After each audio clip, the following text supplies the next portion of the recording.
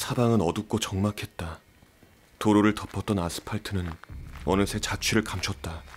발에 밟히는 건 흙이었다. 깜빡이는 가로등이 폐건물 앞을 홀로 지키고 있었다. 분위기는 썩 음산했다. 왠지 입구에서 귀신이 기다리고 있을 것 같다. 어두워. 주머니에서 핸드폰을 꺼내 후레쉬를 켰다. 괴물처럼 생긴 3층짜리 폐건물. 쩍쩍 금이 간 외벽이 흉물스러웠다. 멀쩡한 창문이 없었다. 전부 깨져 있었다. 금방이라도 무너져 내릴 것 같은 그 건물 안으로 난 들어갔다. 깨진 창문을 타고 넘어온 달빛이 형형했다. 건물에 들어가자마자 보이는 건 비닐에 쌓인 가구들이었다. 소파, 에어컨, TV, 침대 등 가정집도 아닌 폐건물에 이런 게 왜 있는 걸까? 궁금하긴 했지만 시간이 없었다. 지하에서 만나기로 했단 말이지. 지하로 가는 계단에 발을 올리자 사람들의 목소리가 들렸다. 심장이 뛰었다. 면식 없는 타인과 이런 곳에서 만나다니 미래라도 하는 기분이다. 지하의 눅눅한 공기가 폐에 들어왔다.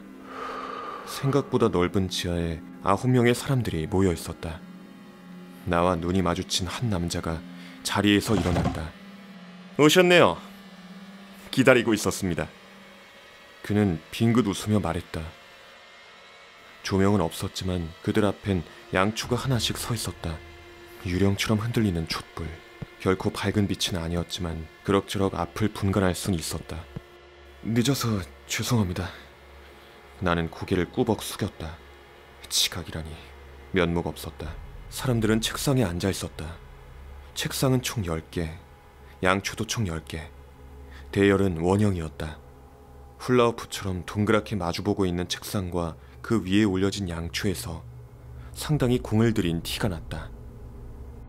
난 비어있는 자리에 가서 앉았다. 학교에서 쓰이는 평범한 책상이었다. 잠깐 고등학생 시절로 돌아간 듯한 착각이 들었다. 하지만 여긴 학교가 아니었다.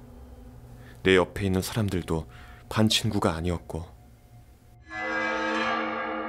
정체불명의 폐건물 지하에 모인 10명의 사람들. 나는 남몰래 숨을 들이마셨다. 촛불이 위태롭게 흔들리기 시작했다.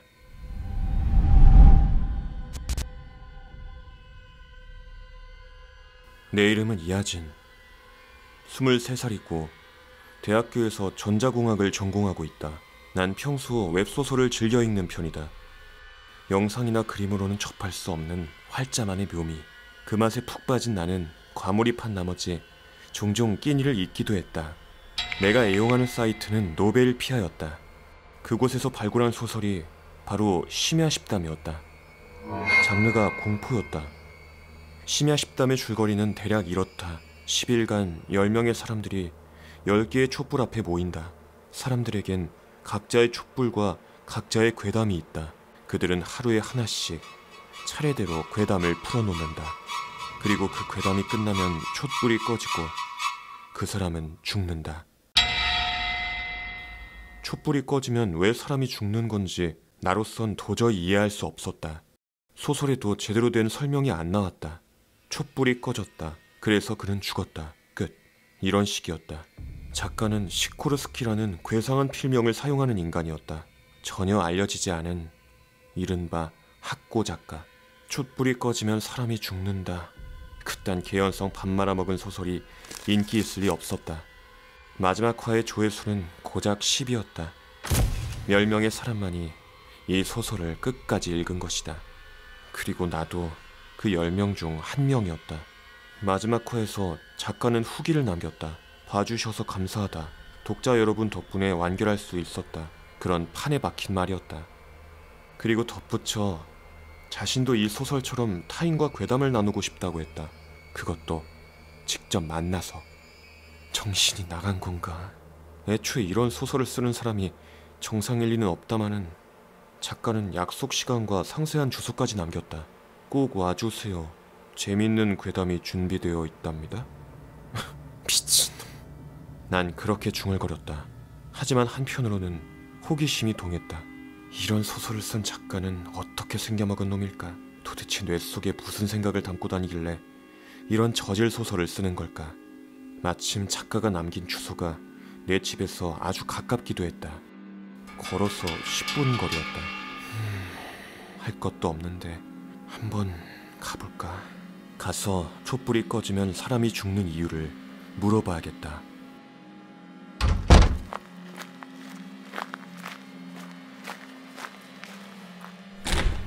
상상도 못했다. 10명이나 모일 줄은. 마지막 화의 조회수는 10이었다. 즉, 마지막 화를 본 독자가 여기 모두 모였다는 뜻이다. 말이 되나 이게? 난 혼란스러웠다. 원형으로 맞춰진 책상들. 우린 남녀 이런 식으로 앉아 있었다. 심야십담 재미있게 읽었습니다. 작가님. 오른쪽에 앉아있던 소녀가 방긋 웃으며 말을 건넸다. 밤색 단발에 보조개가 귀여운 소녀였다. 나보다 어려 보였다. 그런데 작가라니? 작가라뇨? 에이, 장난치지 마세요. 어리둥절해서 묻자 소녀는 웃었다. 다른 사람들도 내가 작가인 줄 아는 눈치였다. 전 작가가 아닌데요. 저도 심야십담을 읽은 독자입니다. 네? 그럴 리가...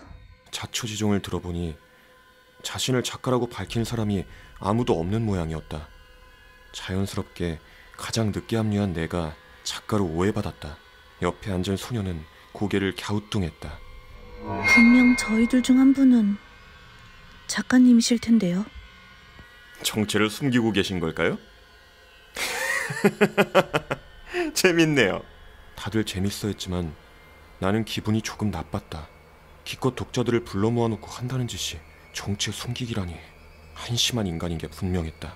그럼 숨은 작가님도 찾을 겸 괴담을 나눠볼까요? 한 남자가 제안했다. 캐주얼 정장을 말쑥하게 빼입은 30대 남자였다. 턱이 갸름한 게 날렵한 사냥개 같은 분위기였다. 괴담이라 그거 좋군요. 애초에 저희가 모인 목적이기도 하죠. 긴장되네요. 사람들은 저마다 한마디씩 했다. 나와는 달리 진성 호러 매니아들이었다. 괴담이고 뭐고 작가놈 상판대기나 한번 보려고 온 나에겐 그리 반가운 제안이 아니었다. 괴담이 준비되어 있다라고 말한 건 작가 아니었나? 심야십담의 컨셉과 똑같이 저희도 실제로 겪었던 일을 이야기합시다. 어때요? 남자의 이어진 제안에 모두가 동의했다. 그를 기준으로 해서 시계 방향 순서대로 한 명씩 괴담을 풀기로 했다.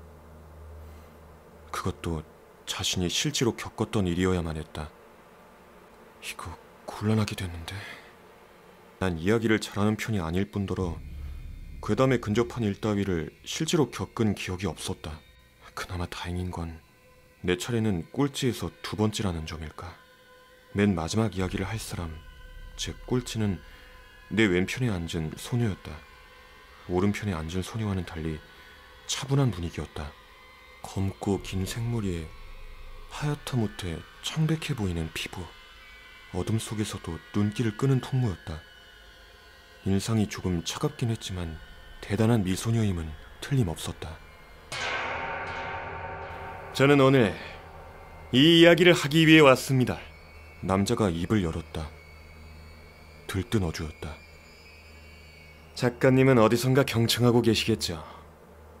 부디 이 이야기를 활자로 남겨주시길 바라겠습니다. 남자는 그렇게 말하며 자리에서 일어났다. 바닥에 의자 끌리는 소리가 났다. 수업 시간에 발표하는 아이처럼 일어서서 이야기할 생각인가 보다. 전 중학교 교사입니다. 아이들에게 수학을 가르치고 있어요. 교사였구나. 이렇게 보니 확실히 선생님 상이긴 했다. 전 순탄한 삶을 살아왔지만 딱 한 번 아주 섬뜩한 일을 겪은 적이 있습니다. 이건 죽을 때까지 잊지 못하겠죠. 남자 앞에 촛불이 흔들렸다. 잠깐의 정적이 스쳐간 후 그의 이야기가 시작되었다. 이건 제가 중학생 때 겪었던 일입니다.